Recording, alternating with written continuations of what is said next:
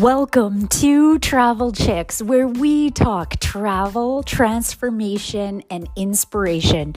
My name's Melissa. I'm the founder of Travel Chicks, and I want to let you know that it may be me, it may be one of our other travel chicks, but welcome on board this adventure. Please, if you love what you hear, like it. Leave a review and share this with your friends. We need to inspire more people to create their own travel story. Welcome back to the Travel Chicks podcast, where we talk everything travel, transformation, and inspiration. Today, I'm super excited to have a very special guest, and his name is Eric Bowman. Welcome, Eric. Thanks for having me. I'm really excited to be here. So, you guys, if you have not heard of this man, he is a brand new dad, and he is also a managing editor of TravelPulse and the podcast host over at TravelPulse.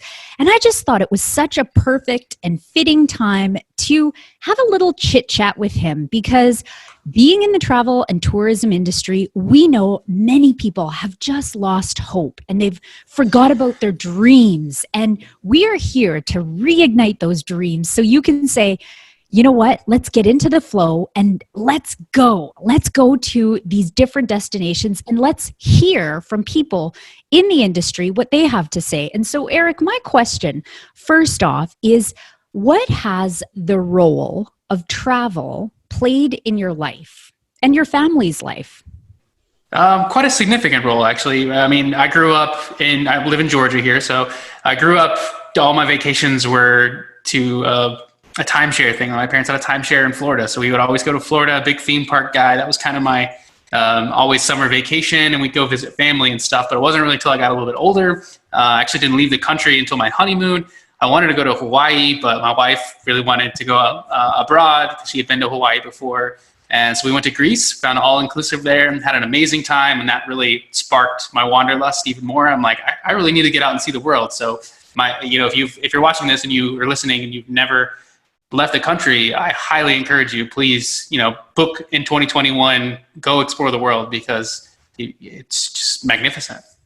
And what do you think it has just done for your perspective and, seeing the world through a different set of eyes, especially being, locked in a city or a rural acreage, and you've never ventured outside of your own province or state? Right. What do you think? Like some people never leave the suburbs, which is really sad. So I hope that more people will get out and travel in 2021 when restrictions are lifted and everything. But it really opens you up to just a whole new way of thinking and see how other people live, view the world through their eyes, and experience new things. Like, I had never eaten goat before, but I went to Morocco and they eat goat over there. So I was like, all right, let's do it. And I had it. I tasted sheep's head because I didn't order it, somebody else did, but they were like, hey, you should try this. And I was like, you know what? That's what travel's all about. Trying new things, experiencing new things, and experiencing new cultures and new people, making new friends. And now I have friends in Morocco and friends in Egypt. And so it's fun. Amazing. And I got a question. I know your partner on the podcast. I believe it was him who has traveled recently down to the Caribbean. Have you also made any? No, that was Dan went to Antigua in March, so just before all the shutdowns and stuff happened. I went to Cancun at the end of July, beginning of August, and then the end of August, beginning of September, I went to the Dominican Republic. Okay, what was your experience like? I mean, considering all the protocols that are in place now and, prior to, do you think it's a better experience? What would you raise your attention to future travelers being prepared to get on the plane? Yeah, it's much cleaner. It's the cleanest plane ride I've ever had. Both trips I had I had the whole row to myself, which, in 2021, that probably won't happen. I don't know how long. I think I flew Delta, so they're blocking middle seats until I think January 2021. So I don't know if they'll extend that any further. Probably not. But yeah, it was super clean. The protocols in place I stayed at the Hyatt Ziva and Zilara at both Cancun and the Dominican Republic, going down there for work just to see what the process is like, what the new protocols and the safety measures are in place, and everything's super clean. All the employees down there at the hotels wear masks. They have the little sticker over the door before you enter your door so that you know it's been cleaned and no one else has been in there. They don't come into the room with you unless they ask you if that's okay with you, and you can say no. Around the resorts, not all the restaurants are really open. It varies. Like the buffet is only open for like breakfast and lunch, and then they have the dinner. They encourage you to go to other restaurants at dinner time. So the hours kind of vary on restaurants at the different resorts, but I think every resort's kind of doing it a little bit different, doing their own thing. But it's much cleaner and safer in that regard, because we have to be. You have to be a responsible traveler right now. Yep.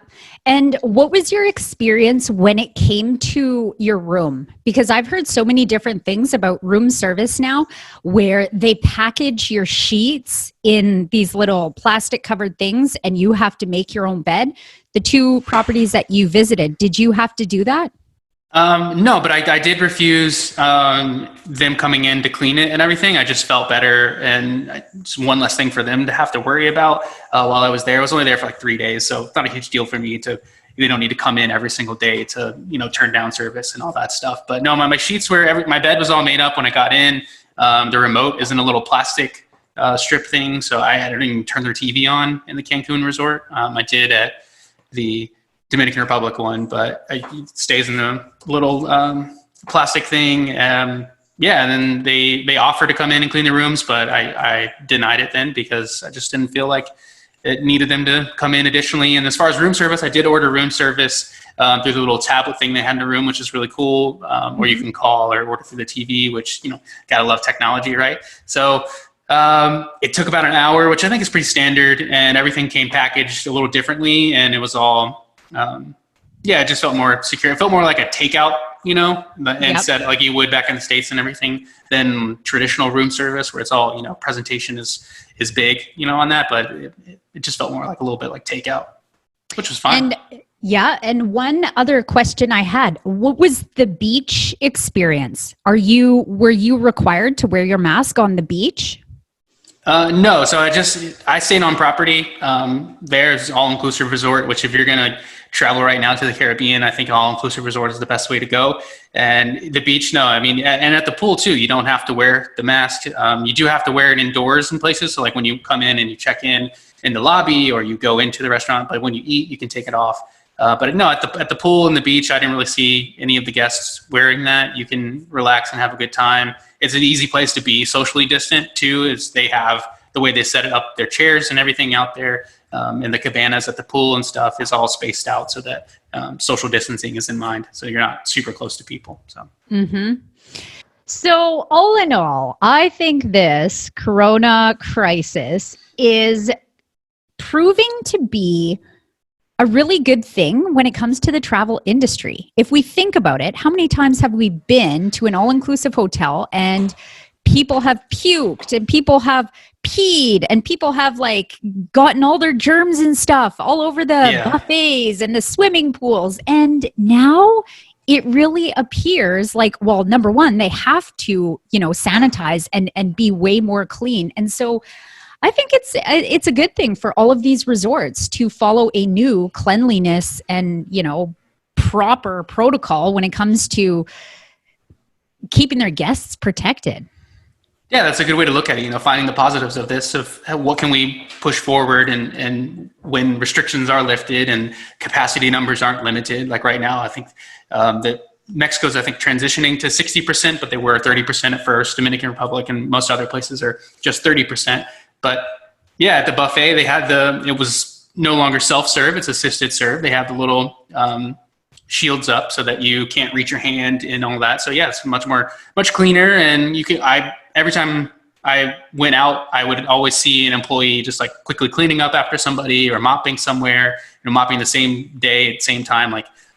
So yeah, it's much cleaner now. And the hope is that it stays that way. And the focus on cleanliness becomes a key focal point for hotels, resorts, airplanes, and eventually cruises once we can actually get out and do that.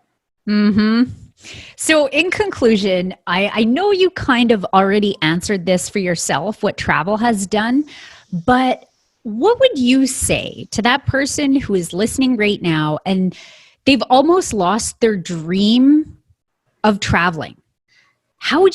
what advice would you give them to, say, look, it's really important for you to keep your travel dreams and your bucket list destinations like at top of mind? What advice would you give these people? Because we all know a lot of people have lost hope.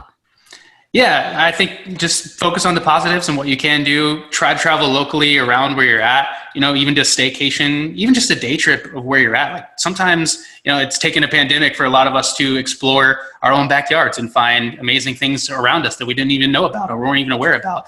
And I would also say virtual travel, set up a screensaver in your background, turn your TV on if you have a TV that can just cycle through pictures. If you have a smart TV, that's what we do. And all my travel pictures come up throughout the day. Well, half of it's travel pictures, half of it's pictures of my daughter now because we take thousands of pictures of her every day. But virtual travel is big right now because a lot of people can't go, especially internationally, especially Europe. Like I miss Europe so much. I really want to go to Europe. I'm supposed to go to France the last month, but obviously that couldn't happen because of restrictions. So holding out hope that we can. But from now, I'll just look at past pictures, look at other videos. Some places have like live look-ins on things where you can just kind of take a peek at what's going on and just continue to dream and have that wanderlust of, I'll get there eventually, but, because we will get through this. It's a tough time right now, but, we'll come out on the other side and we'll all be better for it.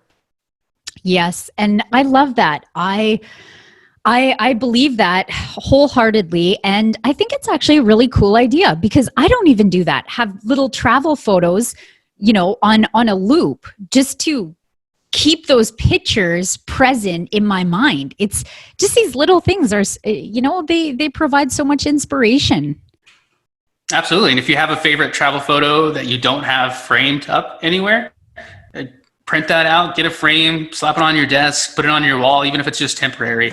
It'll lift your spirits for sure. Mm-hmm. And for any of you who are in the travel industry and you want to connect with Eric, how can people connect with you? Yeah, you can follow me on Twitter and Instagram. It's at Eric Bowman _. Got to hit the underscore at the end. But if you just type in my name, it should pop up. I'm the most active Eric Bowman there. The original, whoever started Eric Bowman first on Twitter, hasn't tweeted since like 2011. So I'm still kind of bitter about that because Twitter should just delete them, right?